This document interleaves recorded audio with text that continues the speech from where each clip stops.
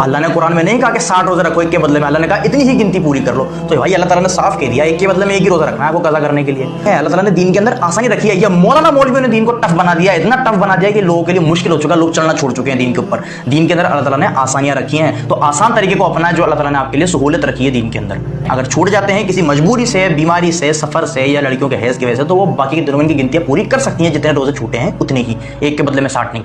आप लोग ईमानदारी से कमेंट में बताना कि ऐसे कितने मौलाना का आपने बयान सुना है कि जिन्होंने एक रोजा छोड़ने पर 60 रोजे रखने का हुक्म दिया हो, जैसा कि इस बंदे ने बताया।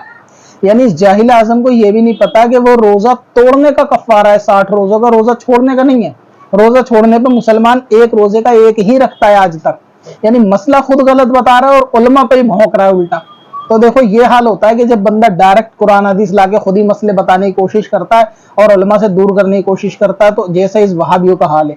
हिंदी तर्जुमे का कुरान आगे रख लिया, इस गधे को उर्दू भी पढ़ना नहीं आती और ये कह रहा है कि कुरान में ऐसा लिखा है, मौलवी लोग गलत बता रहे हैं, जबकि वो रोजा तोड़ने का कफारा है। इसे रोजे छोड़ने का और रोजे तोड़ने के मसाइल में फर्क भी नहीं पता, इसने दोनों को मिला दिया और जो है वो आलिमों के ऊपर बकवास कर रहा है। तो ये इन वहाबियों की इल्मी हैसियत है और ऐसे फितनों से दूर रहना चाहिए।